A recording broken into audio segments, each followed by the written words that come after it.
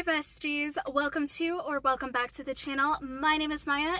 I gotta just be honest with this video, guys. The reason that I am introing this vlog from my car is because it is the day of this video being uploaded, and I have been trying all day to edit everything in, get it all together, but to be able to give you guys the best product, I have decided once and for all, after many hours of editing, this being my lunch break at 4:15 p.m., mind you, that I cannot get it all in. I have decided to split this reading vlog into two parts, which is something I never thought I would say because, I mean, you guys have seen some of my longer vlogs for Booktober, and I kept everything in. We couldn't for this one. I tried my best, but couldn't. So without further ado, let us get to part one of the reading vlog for Nevermoor, The Trials of Morrigan Crow by Jessica Townsend. Hi besties. Good morning. I hope you guys are doing well. Today we are going to officially start Nevermoor, The Trials of Morrigan Crow by Jessica Townsend. Morrigan Crow is cursed. Born on eventide, the unluckiest day for any child to be born, Morrigan is blamed for all local misfortunes. I feel like that's unfair.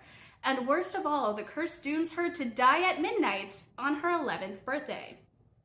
Well, that is going to be the shortest series in existence, if that were actually the case. But as Morrigan awaits her fate, a remarkable man named Jupiter North appears, whisking her away into the safety of a secret magical city called Nevermoor. It's in Nevermoor that Morrigan discovers she must contend for a place in the city's most prestigious organization, the Wondrous Society. Wondrous being W-U-N-D-R-O-U-S. I feel like that's a little on the nose, but that's okay. Morrigan must compete in 4 dangerous trials against hundreds of other children, or she'll have to confront her deadly fate. Can anyone say Goblet of Fire? But also she's 11, so that's a lot, and there's more competitors, so that's also a lot. I feel like, okay, just based off of summary alone, okay, and as someone who knows nothing about this book, it feels like Harry Potter meets Hunger Games is the vibes that this is gonna go for, but listen, I don't know. And honestly, I haven't read enough books to compare it to anything other than those things. You guys have already seen the inserted footage of my November TBR video where I read the back of the book and summarized it and my initial reaction to this book. And what I didn't say aloud, I kind of mentioned this, but what I didn't say aloud was that I believe this book to be kind of like, almost like a love child of Harry Potter and the Hunger Games, just based off of the summary alone. So I actually want to see if that is indeed accurate. I do have work today. It's my long work week. That's always fun. But throughout the day, if I have time, I will be reading snippets of this, and I will come back to you guys with my thoughts on this book. And I cannot wait, honestly. This is something that I have been eyeing for so long, like for months at a time, for years. I have been looking at this book ever since I bought it. I was like, maybe I should start it. Maybe I should start it. Maybe I should start it every single month. And I never do because I am intimidated by thicker books. Not because I don't think I'm not going to have a good time. In fact, most of the time I have my best reading experiences with larger books. It's just that the size just freaking intimidates me because I don't freaking know why. It just does. And then I get over that initial fear and then I end up loving it. So I am hoping that's going to be the experience that I have. And I mean, it's reminiscent of book series that I actually thoroughly enjoyed. Now, I will say, Hunger Games at the very end just kind of killed my soul a little bit, and I absolutely freaking hated it. But the first initial books were good, and then Harry Potter was just amazing. I will say, the one thing that I did not expect of Harry Potter, of myself as a reader, was I thought the beginning was such a slow freaking start. I almost, can't believe I'm saying this online, I almost DNF'd it. Because I thought it was slow, I wasn't understanding anything, and I don't know, I guess I wasn't in the mindset to read at the time. But then I kept reading. When I tell you, that world just became a lifesaver for me, and finally getting to go to Universal Studios not Orlando. I did go to the one in Orlando, but the Universal Studios in California, and seeing the Wizarding Worlds just come alive. It it healed a little something in me, you know. It was an experience I'll never forget, and it was actually for my birthday. My mom took me to the Universal Studios, and we did other things as well. But I think the biggest thing for me outside of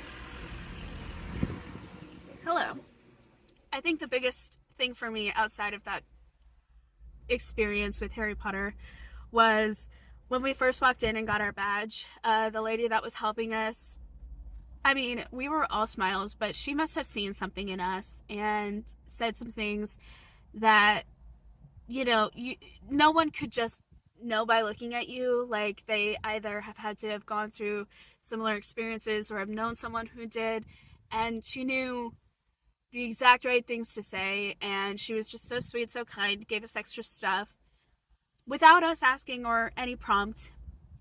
Beautiful, kind soul. And so that was the lead up to getting to see the Wizarding World for the first time. Then going to Orlando and then seeing the dragon blow fire. So surreal. And then to go to London and not even expecting anything from that trip past Stray Kids, which was already just such an amazing experience. To go behind the scenes, to see the sets, to see the costumes, to see the world that just came to life. And the world that just helped you in a tough time. I don't know why I'm about to cry. Ooh, I wasn't ready to get emotional. I don't know. Something about this world just was part of a healing process that needed to happen. It became something that allowed me to come back to myself, honestly. It was the way that the Lord worked to get me to come out of escapism, actually. Ironically enough, I would say the experiences wherein I went to a magical place was the most real time for me to understand that I was myself kind of real. Because I had been in a world of escapism for so many years, and for so long it was so hard to get out. And it was this world that allowed me to see that, you know, I have a love for storytelling. I have a love for different mediums. I have a love for the creation of worlds and words. And that is me. That is not these other characters that I'm trying to encapsulate. This is not other beings that I am trying to live out because they know themselves and they know who they are. No.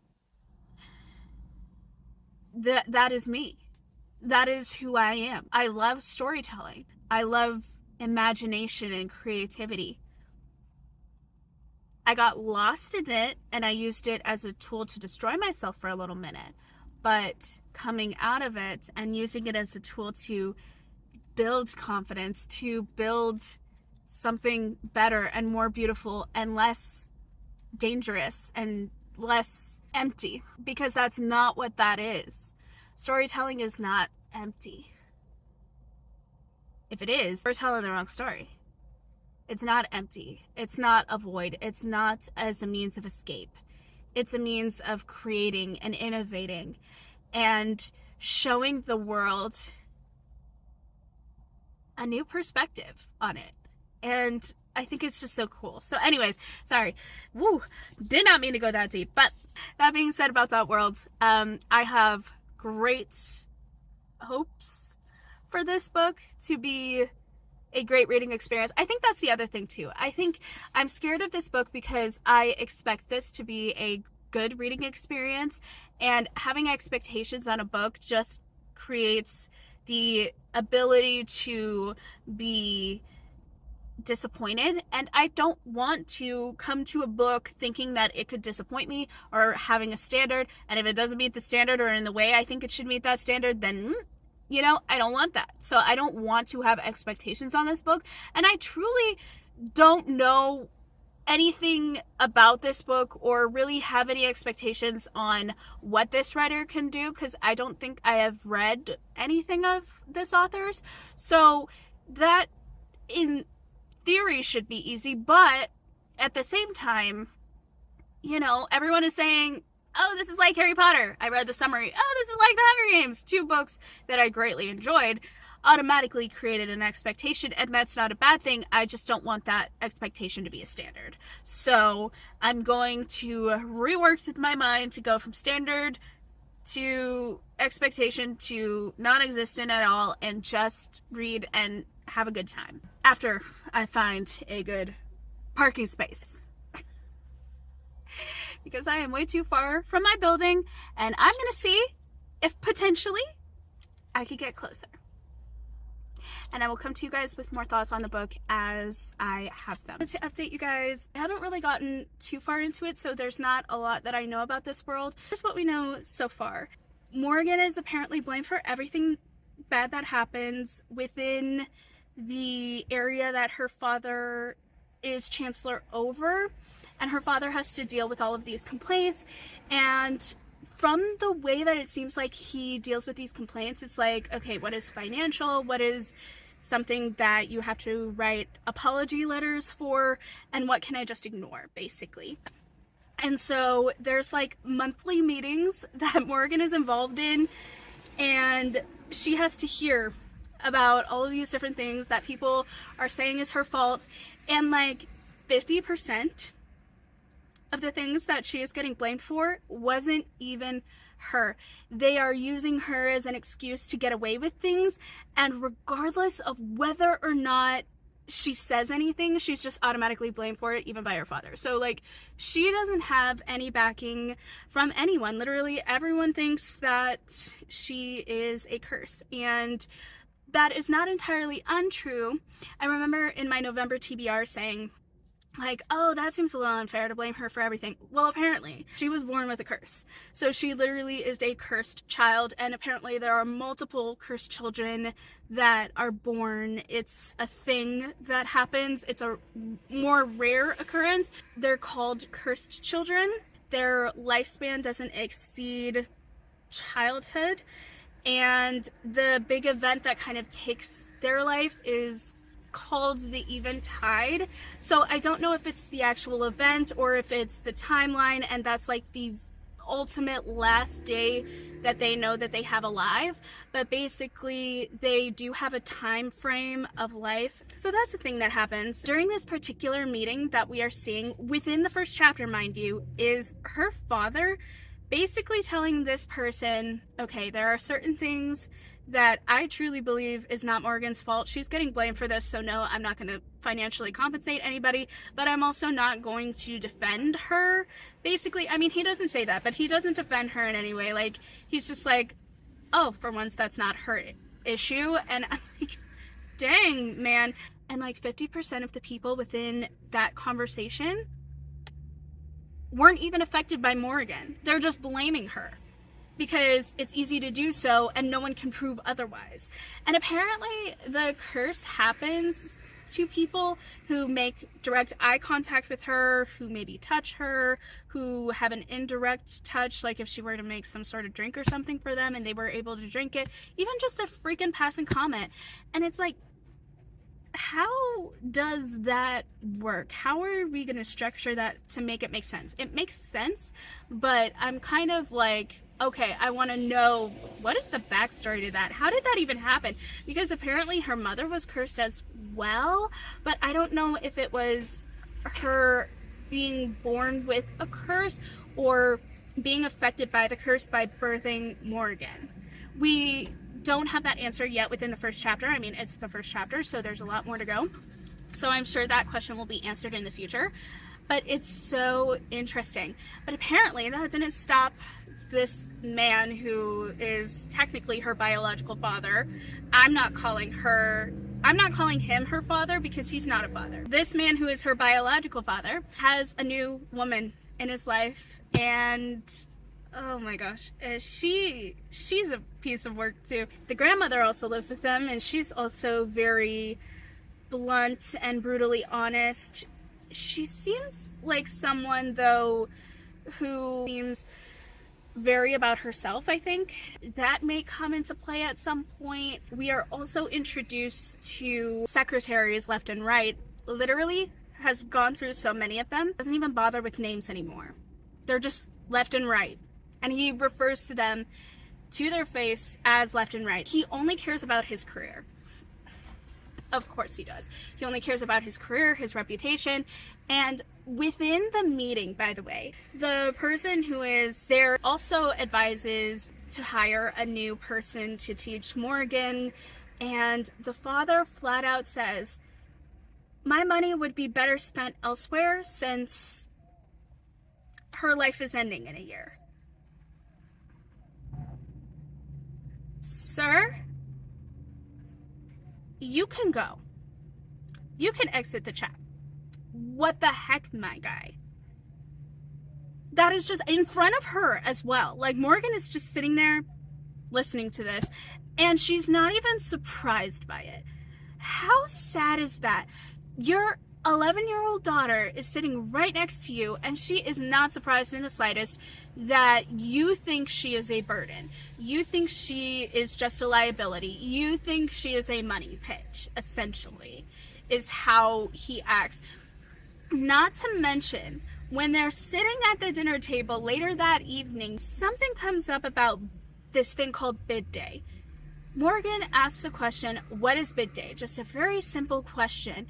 And the room goes quiet and everyone is tense for like 20 seconds just trying to like figure out, do I speak? Do I answer? Do I this? Do I that? Her father then says something completely about another line of talking to his secretary that he was talking about before, about a way to get more notoriety and publicity because he is worried about his image and the effect that Morrigan is having on his campaign and career. And great man, huh? She tries to ask again because this is important for her. And he basically just rolls his eyes, huffs and puffs, and says, what are you talking about, girl? And she's like, bid day, what is that? I just want to know. He gets so annoyed, he's just like, Ivy, his girlfriend, or his new woman, the new stepmom, actually, sorry, not even girlfriend, the new stepmom, his new wife, turns to her, kind of like, almost just like, woman, tell her what it is. Ivy. Just direct name, not even a sweetheart, can you tell her, I don't want to, something like that. No cute pet name, nothing.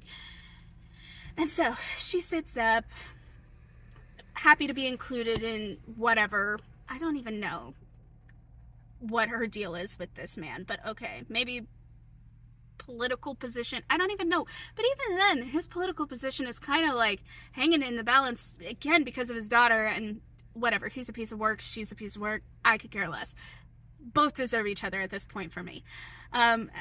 I could say she's a little bit better because she hasn't said anything truly, like, as down-putting as the father did, but, like, you guys are related by blood, and you literally tell someone in front of your blood relative that you helped create, it is not worth it to give you an education for 1 more year because you'll be dead anyway. My money could be better spent somewhere else. That is literally what he said. Better spent somewhere else. You piece of work. Okay. The new wife is starting to talk about bid day and what that means. After a certain grade level, your education could literally be put at auction and people could buy you the best education that is available, essentially. And so she asks just innocently, can I please come with you to bid day? She just wants to see what goes down. And he's like, absolutely not. No way. I would rather do anything but that. And his secretaries left and right are like, well, technically, people think you're an aloof figure. You're not very personable. You're kind of obnoxious, basically. So if you go with your daughter, you could look more personable, you could look more relatable, you could also spin the narrative of my daughter is going to die in a year and it's so sad and please vote for me because my heart can't take the loss of a beloved child and yada yada yada. And he's like, what kind of story would that spin? Like, essentially, what page of the newspaper will I be on in the next day? And they're like, front page. Well, that piqued his interest. And in the next chapter, he apparently goes for it. But also within the second chapter, let me just read the first words here because this is interesting. He says, and I quote read, "Do not speak to anyone, Morrigan," her father muttered for the 100th time that morning, hurrying up the stone steps of Town Hall in great strides she struggled to match. Okay. So, within just that one sentence, can you tell how much of a he is? Yeah, me too. I really don't like him. I do, however, like how Jessica Townsend really gives these characters life and personality. Already within the first chapter, I have a visceral hatred for this man. I kind of dislike you to the new wife, and I have a interesting respect for you, ? For the grandmother. And Morrigan, I just feel very bad for. I love what she does for the main character. And the thing for me about main characters is I could either really, really like them or I could really, really dislike them because you spend the most time with them. And I think while we don't know anywhere near deeper than surface level stuff, even that about Morrigan, I feel like there is so much depth to her character, so much emotion that her entire position is bringing out in me, and so much empathy and sympathy, and just like, I want to stand up for this girl, I want to protect her, that I think is necessary for a story like this. And especially when you use kind of like the chosen one trope, you really need to make sure that your audience connects with the main character. And now here's the thing, she's doing an interesting take on the chosen one trope. I really like her perspective. I like the kind of almost invertedness of this chosen one trope. So I'm very excited because I gotta say, the chosen one trope, after Harry Potter and after other books similar to that, it very much is kind of overdone and overhyped and overused. And it's very hard to do, but I like the fact that she is using this trope in a way that I have not seen before in a hot minute, and it has me intrigued. It's going to keep me entertained, and I am personally just loving everything that I've been reading thus far as like voice and style and just ease of reading. I also like the fact that, hey, howdy, hey, the writing is kind of big. So I'll be able to get through bigger chunks at a time. That's kind of nice. So that is all my thoughts currently on this book, and I will be heading back into work now because I have spent all of my lunch break talking with you guys about this book, and I think that says all that needs to be said about how much I am enjoying this reading experience. So I'm going to sign off, read some more, and hopefully be back with you tomorrow morning with more information. All right. See you guys in a bit. Hi besties, hope you guys are having a great Friday. I definitely am. Or whenever you guys are seeing this video, I don't know. So if it's not on a Friday, I hope you guys have a great Friday. I am manifesting all the good things for you. Very quickly and briefly, let me update you guys on Nevermoor. You guys, I am loving this book. Hating viscerally a lot of characters, but, well, a lot too. But that's actually a lot of characters considering the cast that we have. I mean, of the main cast of characters, I viscerally hate a third of them. That's quite a fair chunk. However, it is the kind of hatred that is warranted. It is the kind of hatred that proves that this author knows what they're doing within their writing, within the voice, within the roundedness, within like everything that is right, technical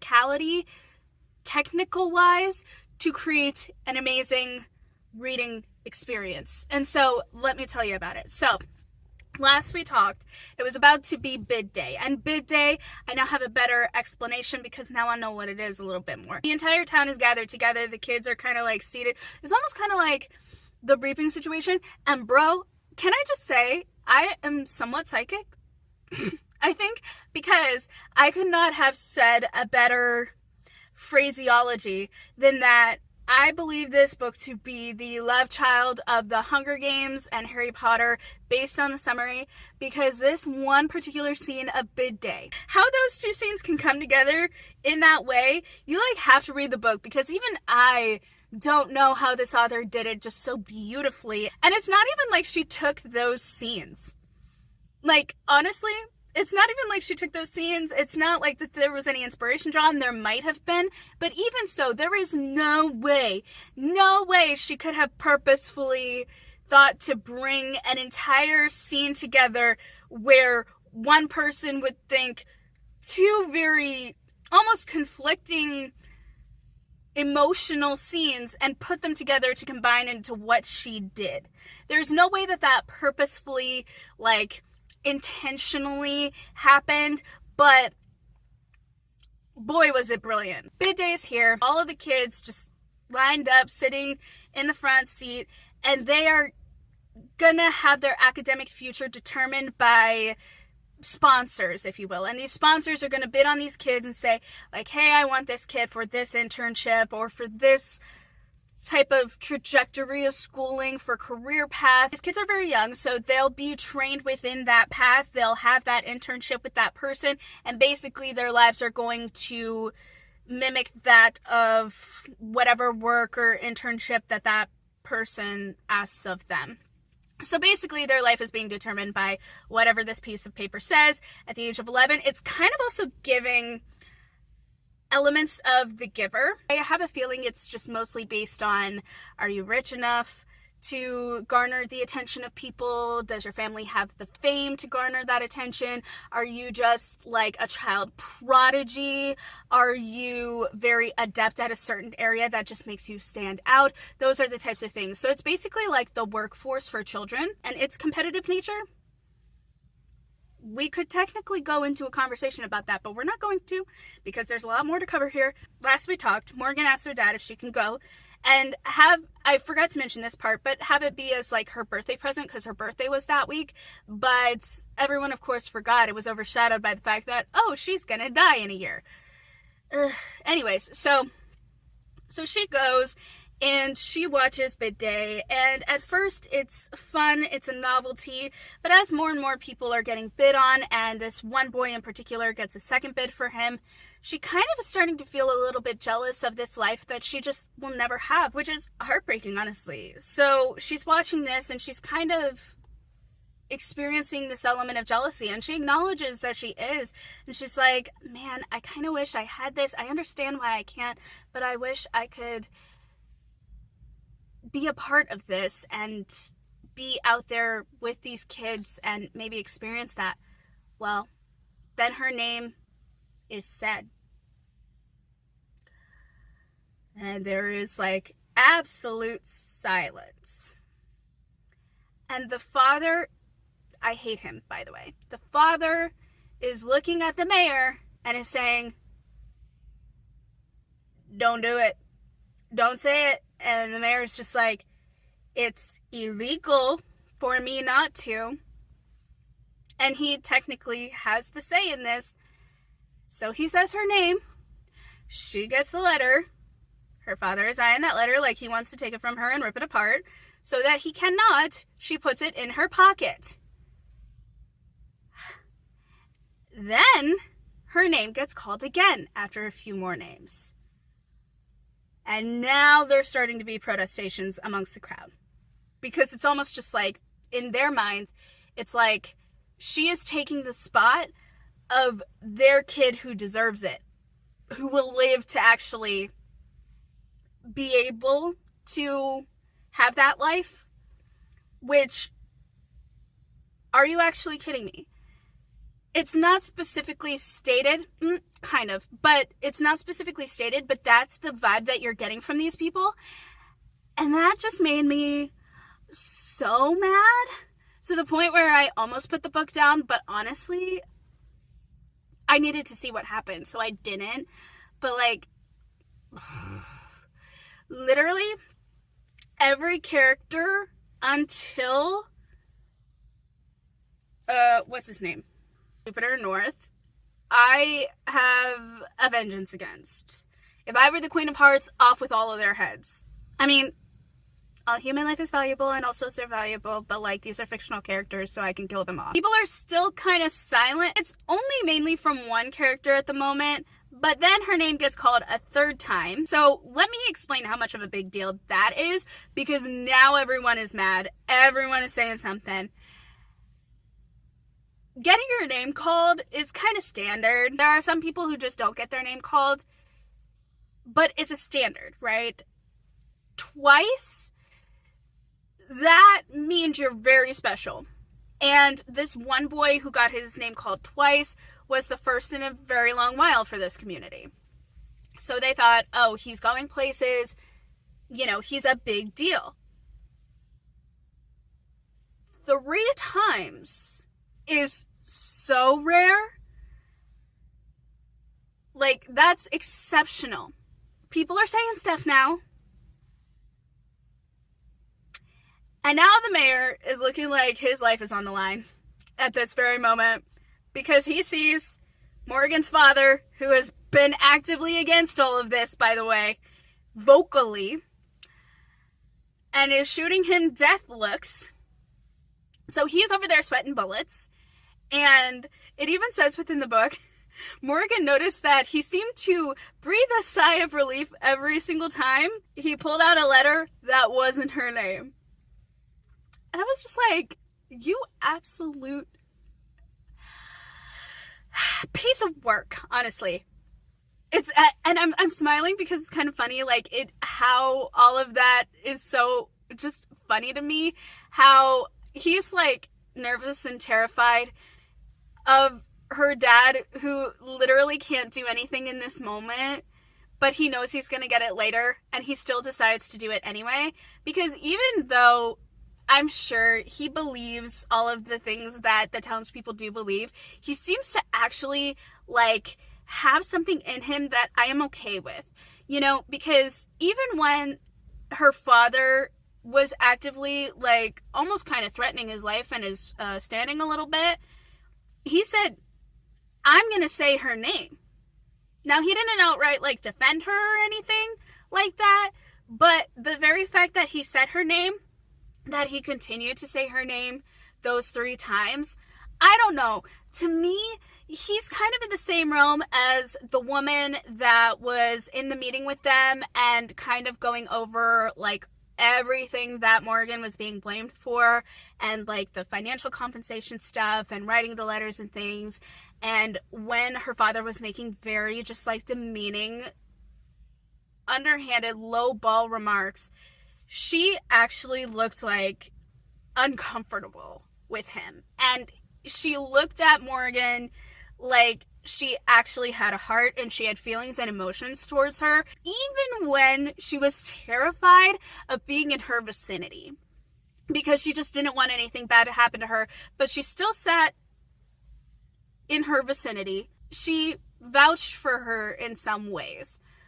And she tried to stand against her father and say, hey, look, we don't believe that it is wasting our time to give these cursed children who have only 12 years of life education. I was like, dang, absolutely. That, I love that. So the mayor for me is kind of like in that same pool of, like, I like you, I respect you to a point. You still did some kind of like interesting things that I'm kind of not okay with. Your assumptions on her, I don't know if I'm okay with, even if it was completely true that every bad thing that could ever happen was her fault.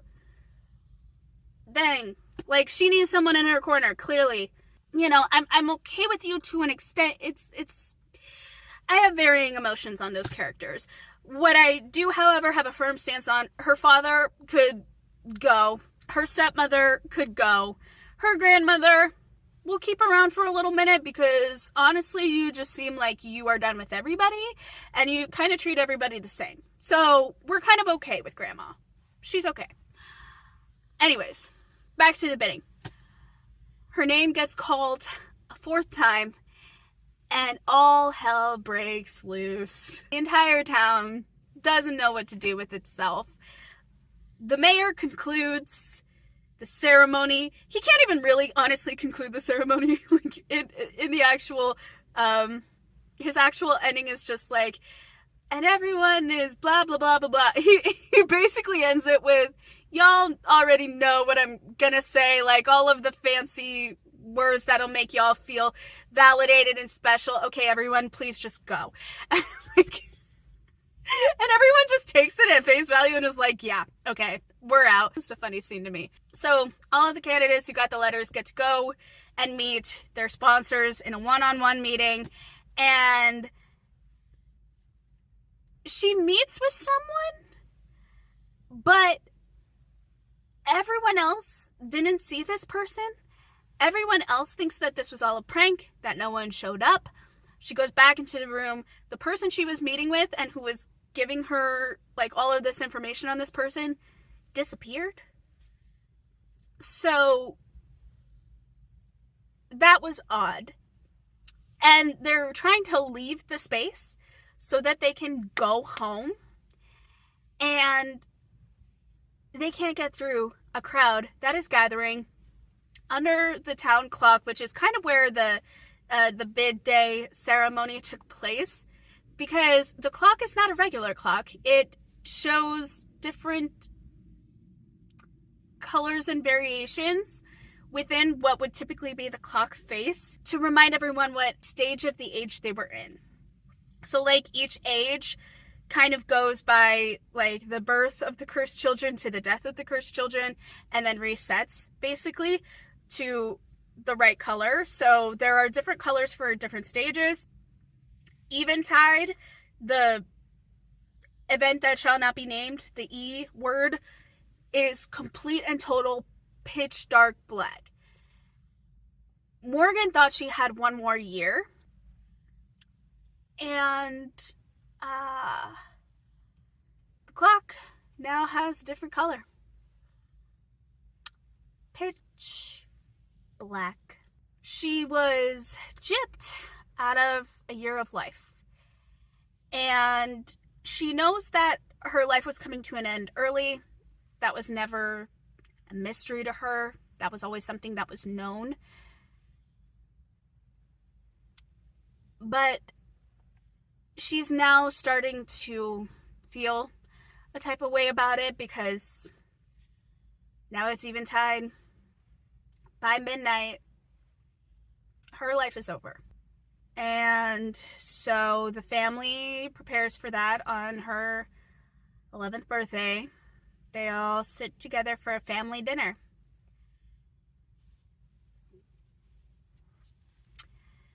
All of her favorites. And it's silent. Until the father tries to speak, and all he can muster out is, the dinner is cooked well. Yeah. To make matters worse, the new wifey decides to say this.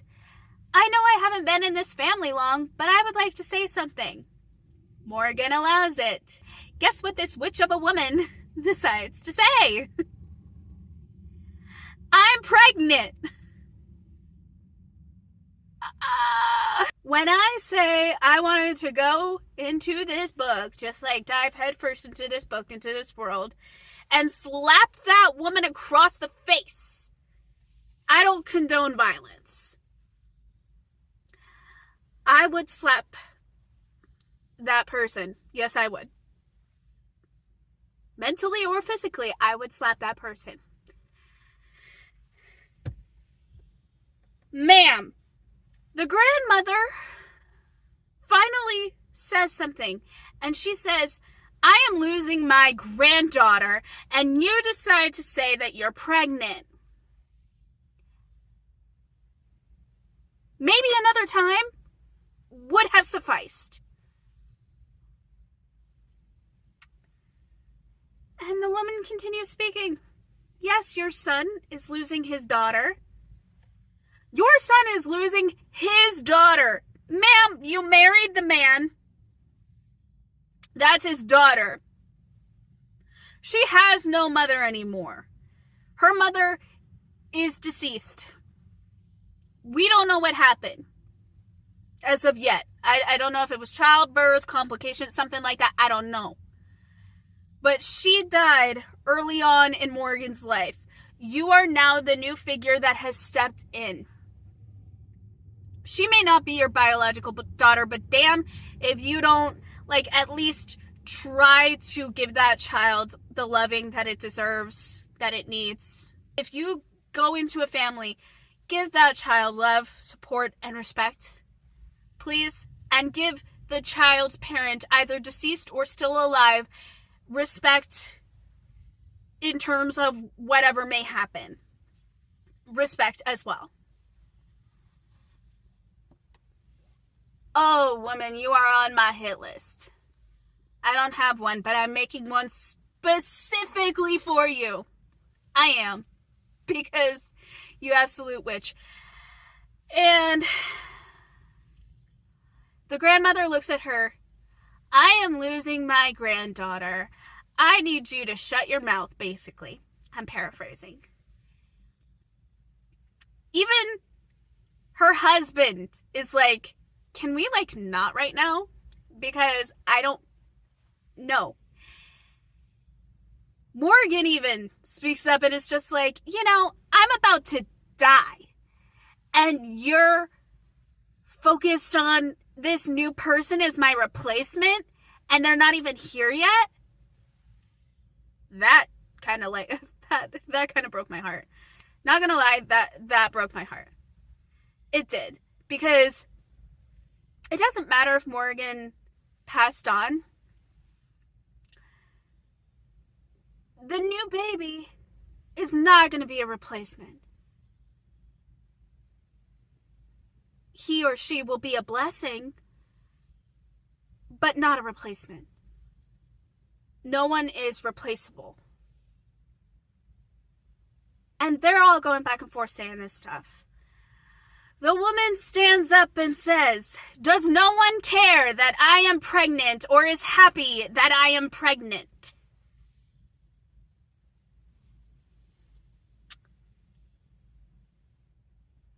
Straight to jail. Never shall you get out. You are an absolute witch. All of that is going down. Enter Jupiter North, and that is where her life is going to change for the better. He whisks her away. She escapes death, and now she is in an entirely new place and has zero answers, but all of the fun and all of the people who are not quick to accuse her of anything. If anything, when bad things happen, they look at other explanations and other answers. Never once have they looked in her direction and blamed or accused her for anything. And I think that's so sweet. That is all I have as far as the updates, but as you can tell, I have a lot of thoughts and emotions and opinions on the story as a whole. I think it's great so far. I think the writing style is amazing. I just cannot say enough good things about this author, about this story, about the way that it's progressing. And even in my visceral reactions of hate towards certain characters, I love that it is such a organic experience with this book, and I cannot wait to continue on with it. And I will be on my downtime at work, but I do need to go in now and actually start. So I'll see you guys later. Bye. So, do I have an update for you guys? Because what I have been reading is very much Harry Potter coded, I'll say. I'll say that there are a lot of scenes, a lot of characters, a lot of personalities that definitely parallel the Harry Potter universe. And I don't know why, but for some reason, this book was so hyped up in my mind to be like Harry Potter, in the sense of like storyline and just general summation, that I think I built it up so much over time that I didn't pick it up, not because I was scared of the size of the book, although that may have been a factor, but also because I just loved Harry Potter so much, and it was such a unique experience, and it was such a powerful just world in my life, that to have anything be considered like that. Now, there have been plenty of books where, I mean, frick, it could just have, like, a book could just have the chosen trope in it, and like, ooh, Harry Potter, or, ooh, there's a magic system, ooh, Harry Potter. There have been those books over the years, but this book specifically, I don't know why, but this book specifically stuck out to me when people were like, this is like Harry Potter. And also, I think the blurb on the back as well, just like cementing that fact. I was kind of like, oh boy, this is either going to be really, really good, or this is going to be really bad. You never have the exact same experience twice when it comes to anything in life, right? But also specifically with books. Each different reading experience is unique, even if you are still reading the same book. So I guess I was just afraid of not having the experience that I had with Harry Potter, because it was such a unexpected experience and such a different feeling for me, and in getting my feelings back and coming back to myself and realizing I am an anonymous person, I have an identity, I am an individual and not just someone made up of multiple different characters trying to live life out as if that is how you live life. So I mean, just that description alone, and that doesn't even encompass everything, just that description alone is like, okay, yeah, that book did a number on you in a good way. And yes, it did. And for some reason, this book just stuck out as like, everyone was so about like, this is like Harry Potter, everything that I saw anyways, that I was just like, is that a good thing? What is going to happen here? And I was just very afraid of that experience. But now that I am reading it, great experience. Last I talked with you guys, I had just mentioned Jupiter North and how he had taken Morrigan out of this really toxic, and I'll just put the word on the screen here, situation. And I want to like jump to the very end here, and then we'll come back around. I need to jump to the end first, because the last poignant thing that I remember to be able to articulate how we got to that point was him literally grabbing her by the shoulders and saying, I think you've known all along that you are not the problem. You are not a curse. And I know that you are not.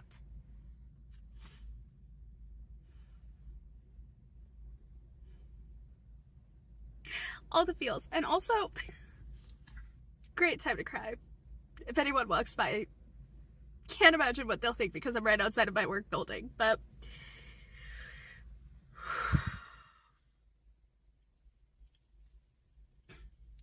we're crying. Okay. I'm gonna take my glasses off because I might have to keep tears at bay here. Glasses have come off. This is how you know we're in a crying state. Okay. I'm gonna talk to you guys without my glasses. I can't see you guys still. I just, you know, it's harder to see long distance without those things.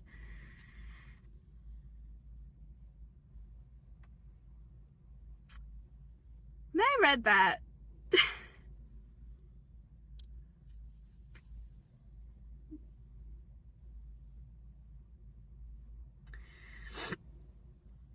it brought me back to 5th year Harry Potter, and unfortunately he didn't have anyone that believed him in the moment when I started crying. She does, thank goodness. There were multiple times where Morrigan would look over at Jupiter just to see if whatever she was doing was correct, which, that alone, the byproduct of a toxic environment, that ripped my soul apart, honestly, every single time I read that. But she would look to him for validation and, like, a go-ahead that whatever she just did was okay. And she would see pride in his eyes.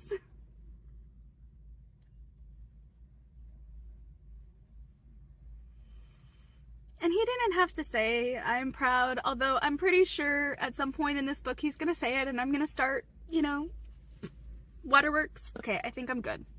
I think I'm good. It's like watery, but it's not like spilling down. I think I'm good. I think I kept the tears at bay. I think we're good. Glasses back on. So that was something huge in this book that I have found and that I wanted to share with you guys. How we got to that point after bid day and Eventide came and the family was just awful and trash. Somehow, Jupiter North did something to convince them that she had passed on early before the hour she was supposed to die. 3 hours early, technically. And whisked her away in a machine labeled an arachnopod. Might I also make mention of the fact that Jupiter North has red hair. Bright ginger hair. If you know, you know. And that is ironic to you. And that was the most hilarious thing to me, honestly, because the second I heard the description and then I heard arachnopod, I was like, yo, you could not be more hilarious, author, if you tried. Anyway, she's whisked away, taken to this hotel, greeted by, of all things, a Magnificat. This one right here. Greeted by the cat, taken up to her room, meets the staff, has a great celebratory party for Eventide, and then she is told why she's here. In the sponsorship letter that he had given to her, it mentioned the Wondrous Society. So she's like, what is this? She's trying to get an answer from him, and he keeps dodging all the questions. Like, she keeps tossing them at him, and he's just dodging it. But she does finally get some answers through all of the people in the hotel.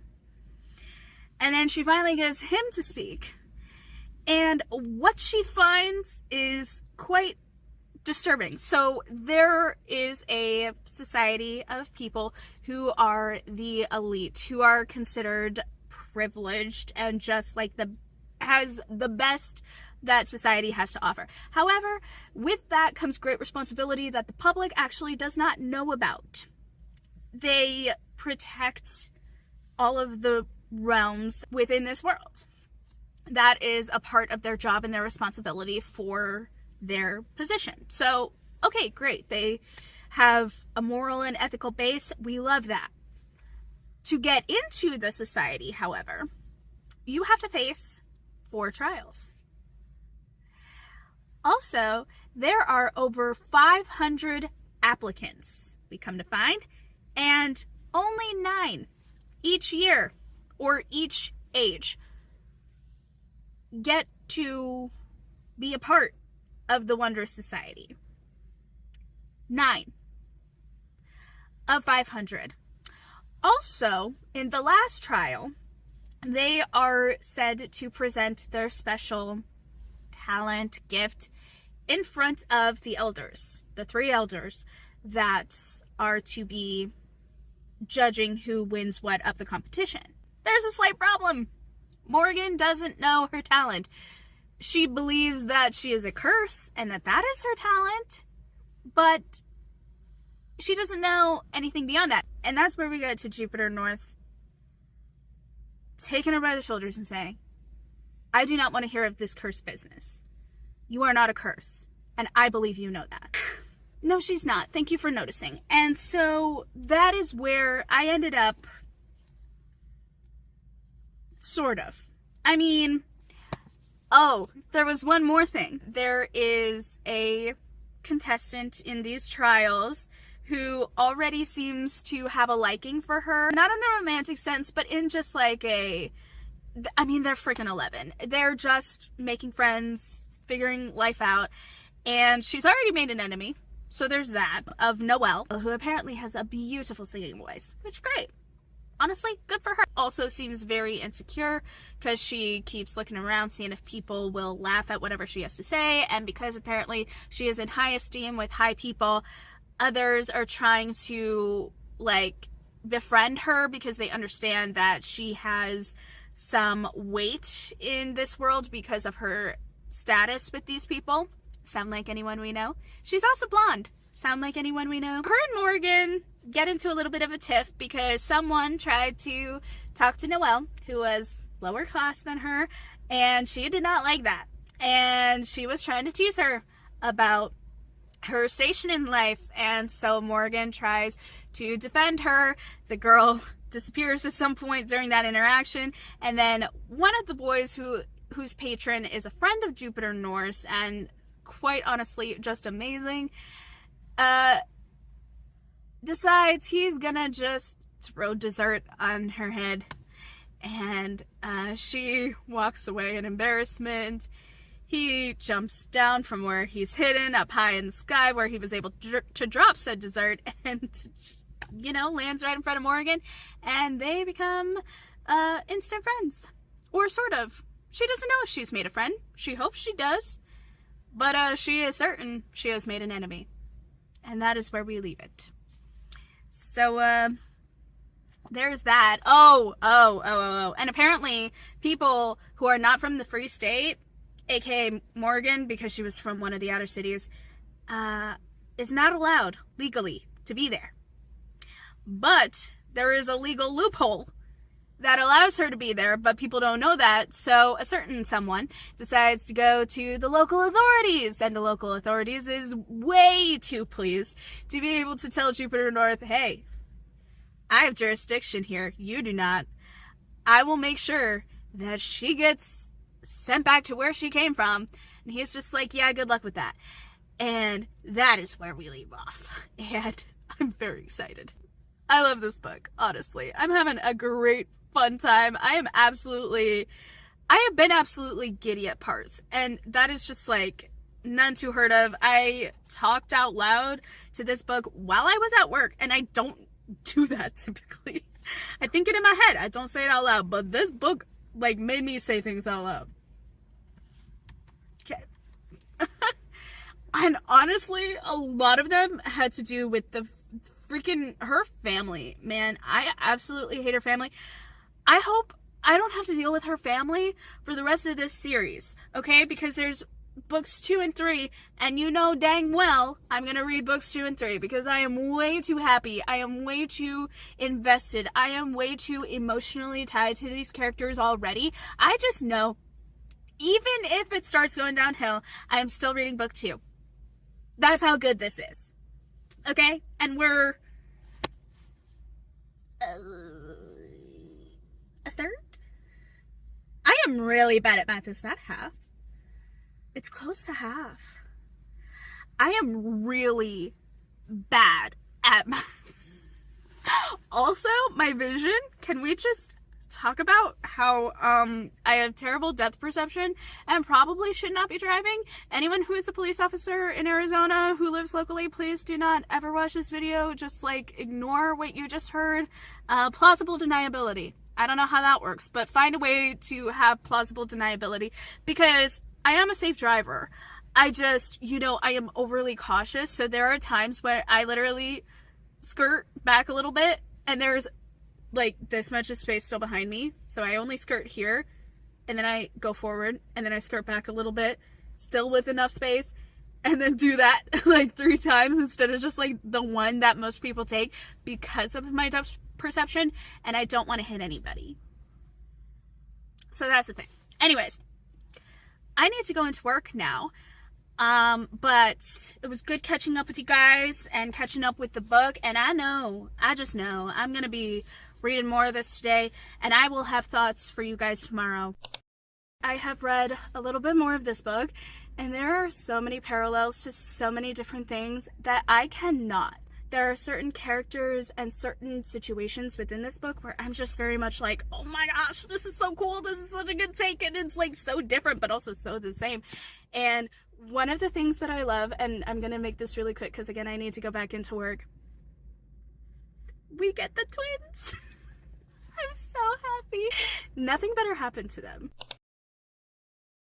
Hi guys. Do I have an update for you? Last I updated you guys, I really only talked about like how I was so excited that we got the twins.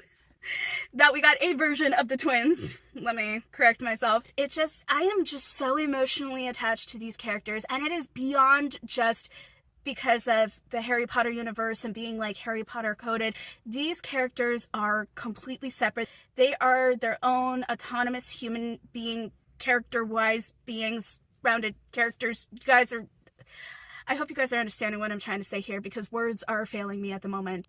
I just think that this world, these characters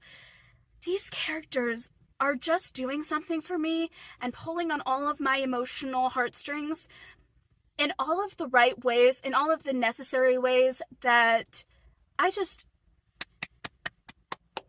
props to the author because wow, I have not had that much of an emotional attachment in such a long time. Me saying that, and I've read The Box in the Woods and the Truly Devious series and a bunch of other series that have gotten me in my feels.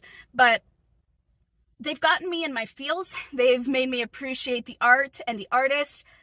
But this world, I'm telling you, it's on another level than these other books at the moment. And that is hard to do. That is so hard because I have had just so many 5 stars, so many good, just like intense, investive reading experiences, and like to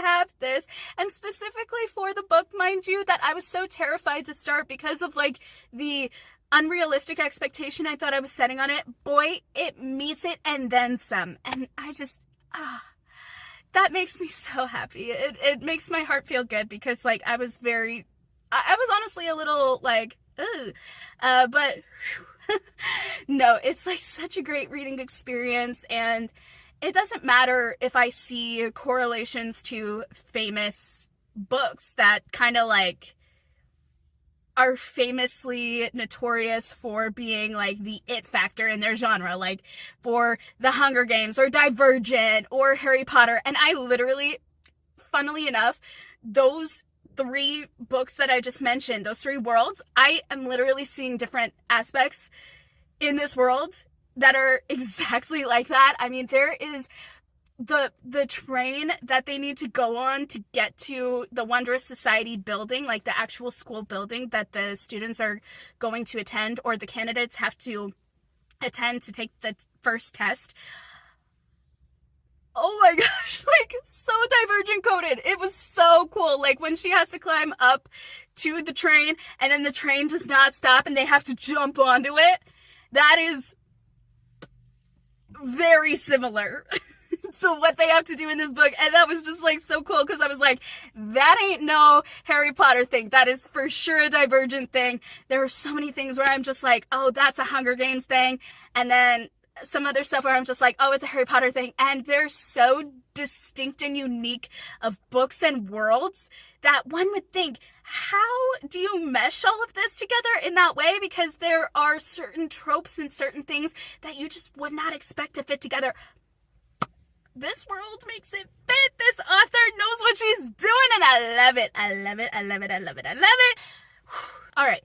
So last I talked to you guys, we were talking about all of that, right? She is aware that there are 4 trials. She's aware that she needs to go through all 4 of these and actually get the little pin that gets her into the society because she doesn't want to go back.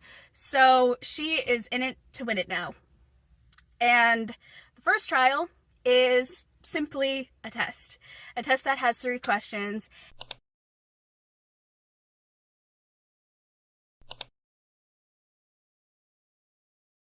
There is this thing that determines if the person who is taking the test is telling the truth or lying. Many people did not pass this test, mind you. The thing is, the test keeps you honest. It starts to burn if you tell a lie, or maybe if like you're in denial and you don't even know, like if you don't, because there were times when she said the answer that she thought was correct and the papers kept burning and she was like, but that's the correct answer.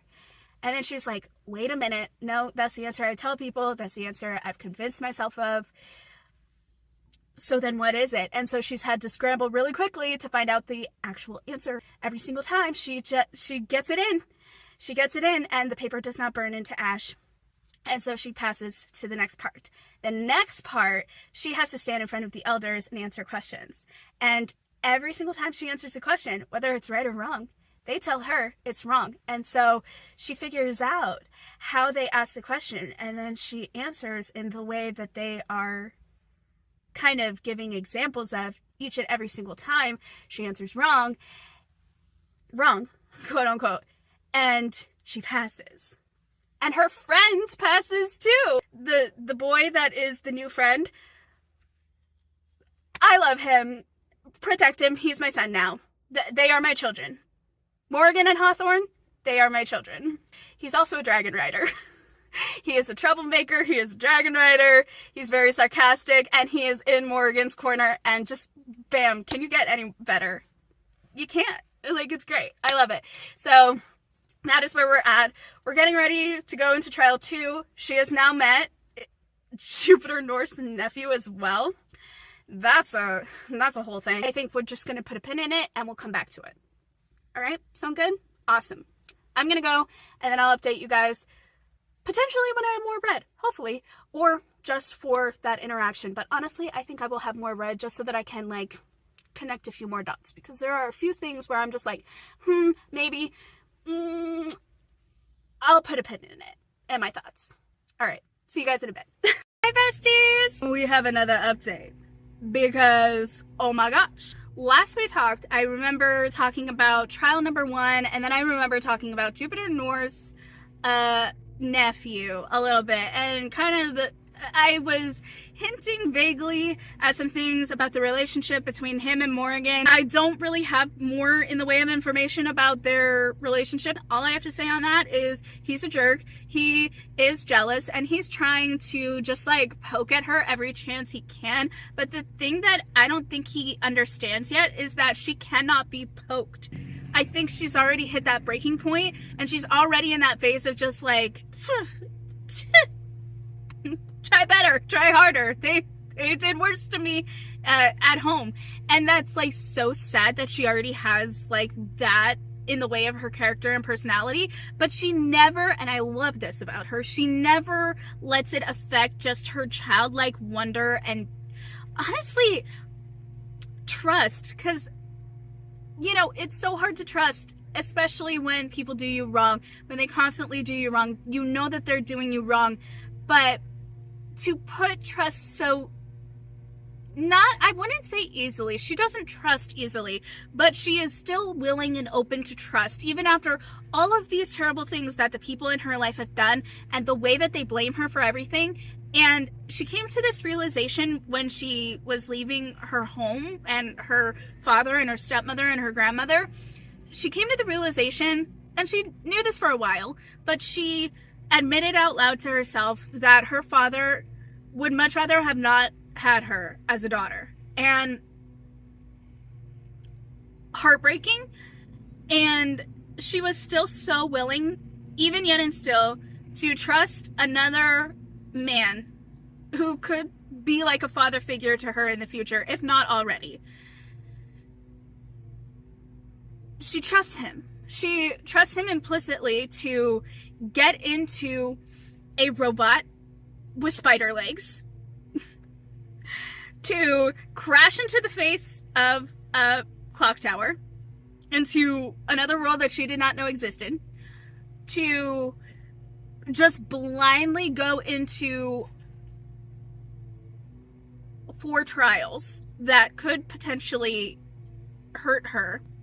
That's just amazing. I love that. I love the way that it was written too, because it was so natural. It didn't feel rushed. It didn't feel forced. It didn't feel like something that wouldn't happen. Because, you know, there are some things in real life that when written down don't seem plausible. And you know how people throw around the phrase, oh, like this feels like a movie. My life feels like a movie, whether for good or bad. But in reality, films and literature are based off of real life experiences, real life emotions, real life happenings. And a lot of the time it's already happened in real life before we have already documented it or before we have already put it into a plot point. So I think it's quite interesting that never really once do we hear this character mention, it feels like I'm living in a movie. It feels like I'm in a book or something like that. Because even bookish characters sometimes say like, oh, my life feels like a movie. Or like an author is writing our worlds into existence. And it's like, no, this character is living out her life and she is seeing all of these weird random events happening, but it just feels like it's supposed to make sense to her, so it makes sense to her and it makes sense to us. And the way that her emotions are written just so organically, and there's so many, they're so conflicting, but they are explained so well. And the writing, chef's kiss. Now it's the plot. So we finished trial 1, which is more like the academic intelligence type of trial. Now we're getting into trial 2, and this trial, I was about ready to a character, okay? And this character was also probably 11 or 12. So for legal purposes, I'm talking about a character. I'm not talking about a human being, all right? Legal purposes, allegedly, okay? Covering all the bases. Trial number 2 is a chase around just the city.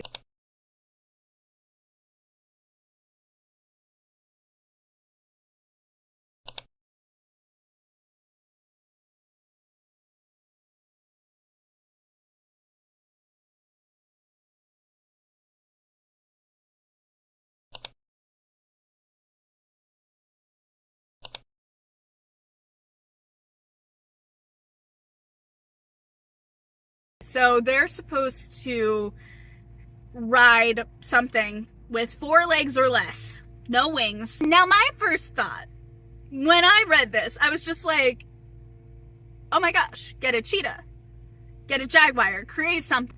And just like from reading about Morrigan and certain things that happen by way of what I believe to be her power, which she believes to be her curse, I can't quite exactly pinpoint like the word for the power. I feel like she can just create whatever she wants in her scenario. I feel like she kind of can create things out of thin air like that. I don't know what that type of power is called, but I feel like that's a part of her power, but it doesn't happen all the time.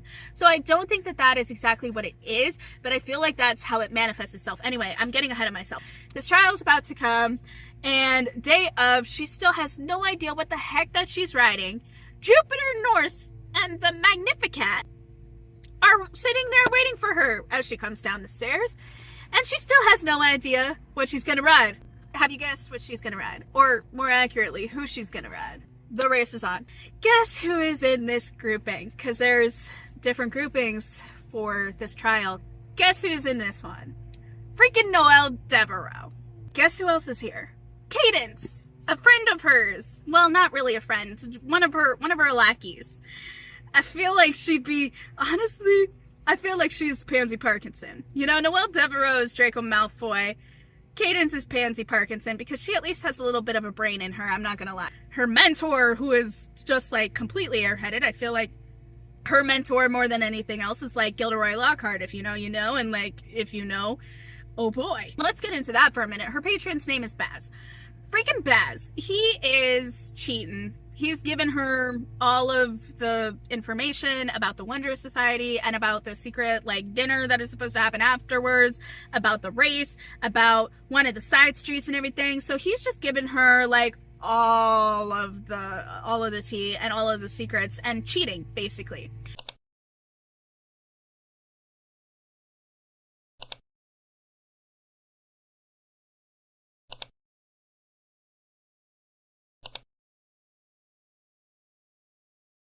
Going back to the trial, they're supposed to run around the town, find targets, hit them. They're supposed to wear all white. The second that they hit the target, there's going to be powder that puffs out and gets on their white clothes. So if you are pristine white at the end, you're immediately out. If you have a color on you, some way, shape, or form, then you're going to get through. We come to find out, by the way, Fenestra was a underground, like, fighter cat, which I think is freaking awesome. And she was the only one, mind you, that was, like, truly good. She blew out all of the competition, even a freaking rhinoceros. And guess who was riding that rhino? Cadence. She had no control over the thing, and it was pretty evident. In fact, it was a runaway rhino. Let me tell you. Reading that was as weird as it sounds. The rhino was going haywire. He was trying to find, like, the biggest competition and just cut them out. So he comes alongside, tries to jostle them, and Morrigan almost falls off. Fenestra's like, oh, absolutely freaking not. Claws the rhino right across the face. The rhino, like, bucks off the rider, is the scaredy cat, and then just runs away. There's just a herd of people coming for the gold. And somebody, aka Cadence, is about to get trampled. Who saves her? Morrigan. Everyone passes by. Morrigan thinks, oh, that's it. Maybe there's another target. We could try and find it. Fenestra's like, no. We're going for gold. Jumps over all of the animals because they're all just standing there. The humans decided it was a good idea to get off of their animals and then try and, like, get to the fish with the gold target in the center. Fenestra is like, nope. Jumps over them, uses the back of one of the animals to propel her up to the statue, which was a fish statue, ironically enough, grabs on with her claws, and it's like, Morrigan, go. They got shaken out of their stupor and their shock. Cadence got out a little quicker and hit the freaking target before Morrigan. Got the gold dust powder on her. The person comes by and is like, who is the cat rider? Cadence says, it's me. This girl goes up to him and is like, my name is Cadence. I am the cat rider. I was the first one on there, and I was the first to hit the target. I have the gold powder on me. I am going to that dinner. Envelope handed right to her. Takes it. Thank you. Bye. So she's no longer in this competition because every single target was hit. No powder on her. And so she tries to explain to the person that was holding the clipboard, and he's like, this isn't about being nice to people. This isn't about handing out grace and mercy and trying to help other people. This is about who has the most cunning and skill to be able to finish this competition. Who's the most ambitious, basically. And I was like, frick. This is, like, such an inversion. This isn't Hogwarts. This is who's Slytherin. Peep also, because this is something that's important. Peep also, they're all supposed to have a talent. I think that's her talent. Her talent is like sirenism or something like that. Anything she says is what people will do. So now the town officers somehow heard about it in, like, the next 5 minutes, because as she's going up to Jupiter and Fenestra and, like, saying everything that is happening, the police come in and is like, okay, papers, identification, because she is no longer under the protection of your Wondrous Society. Do you have the papers? And Jupiter does not. So he's, like, trying to stall and everything. Well, as she's trying to figure out, like, how to step out of the conversation and not be seen, the man with the clipboard from earlier, who just automatically gave the envelope to Cadence, comes up with a silver envelope and is like, so there was some sort of cheating happening. there is this one boy or girl that rode a Pegasus and taped their wings to the side. Poor creature. It didn't fly at all, but like in the rules, you can't have a creature with wings. So here you go. Like, under the circumstances, you were the one to save that girl. You were the one to ride the cat.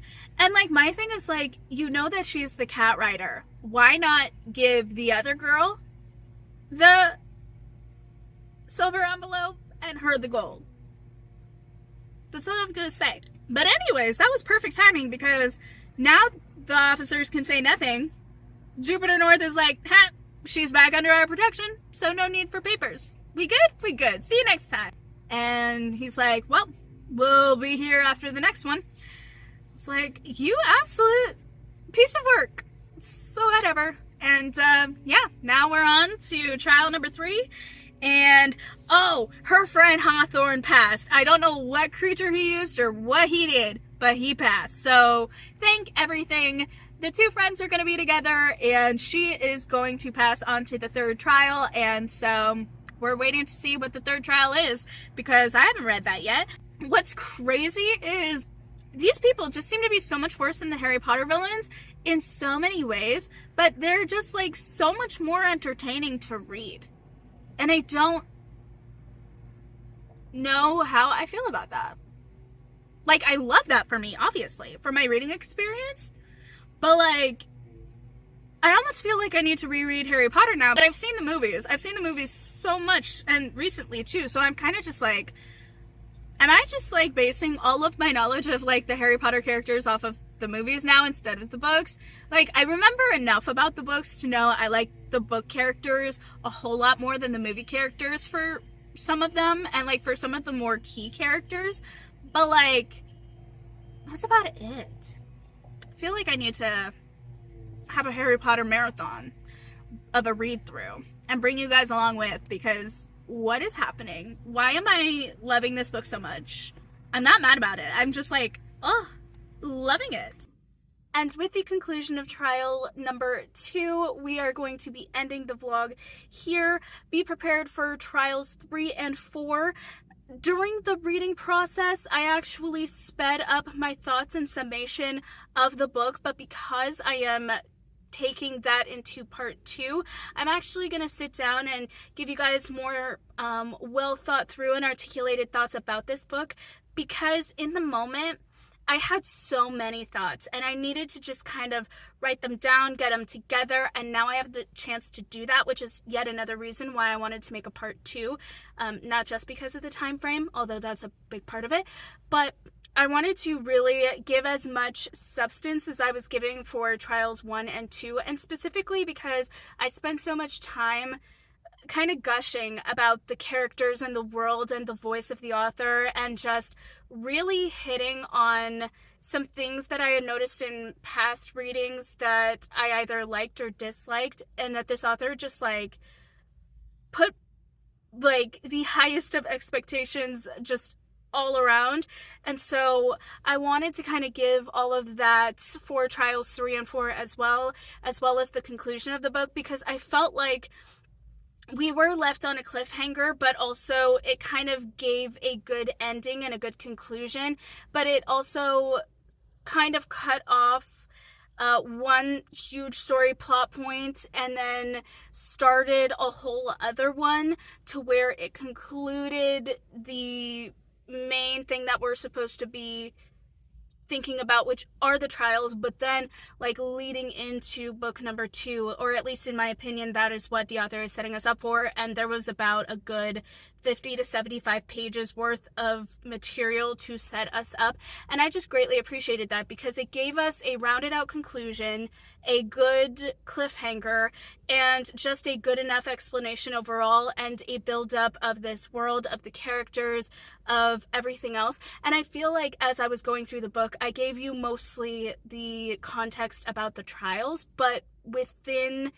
that reading material, we also got the build up to the conclusion, which is setting us up for book number 2, with differing characters and the true like villain that is like he who shall not be named.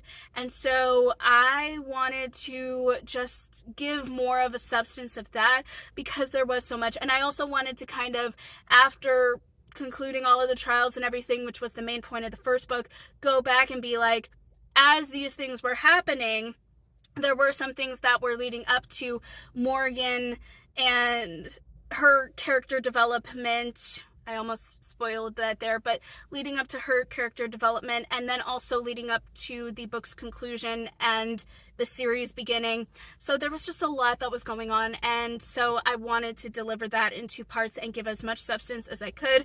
The next video is going to be less like vloggy, although I mean I sit down in every single portion of this video, but it's going to be more in one singular place, because in the moment I was like, oh my gosh, this is so good, but also this is kind of like separate from what I was mainly focused on, and the stuff I was mainly focused on, there was just so much and it was so amazing, but I also wanted to finish the book so I can actually have my thoughts by the end of this week, because I thought I would be able to hit, you know, editing this video and getting it up to you guys by Friday. So I was kind of rushing the ending parts. So I want to sit down, sit with it, and sit with you guys and just like go over why I had just like such a good time with this book, and why I just feel so connected to this book and to this reading experience, and kind of like flush that out a little bit more, because I built up the intro so much, and I spent so much time talking to you guys about like why I was so hesitant about this book, why I'm loving it so much, and comparing that to the other experience that I had. And I think that is so important. I think it is a big part of why I am so connected to this book, and why I enjoy this book probably above and beyond what I probably could have had I not had all of that lead up to it. And also just a little bit more on the topic of like writing style, technique, and voice, and take on certain tropes that can be overused or overdone or overhyped, or whatever the word you want to use. So I think there's so much discussion about the book that isn't necessarily about the book and the plot points, and I was trying to keep it there, but I kind of got lost in the sauce, and I'm not mad about it. So I kind of want to do that for the second half. So thank you guys so much for taking the time out of your day to watch this video, and if you've watched all the way through, y'all are real ones. Thank you guys so much, and thank you for being the best bookish bestie that ever was, is, or ever will be. And I will see you guys in the next video next week for part 2. I will leave all of my stuff linked in the description box down below. Let me rephrase that. I will leave my Instagram, and I will leave my vlog channel, and that Instagram that is connected to that, and that TikTok, because I do tend to talk about books over on the vlog channel, as well as talk about bookish things in like TikToks and other things. So yeah, it's I cater to books here obviously and on my bookstagram, but that doesn't mean I don't talk about books in other areas of life. They're kind of all meshed together, but this is more focused. Yes, so I will leave everything linked in the description box down below, and I will see you guys next week in the next video. Bye.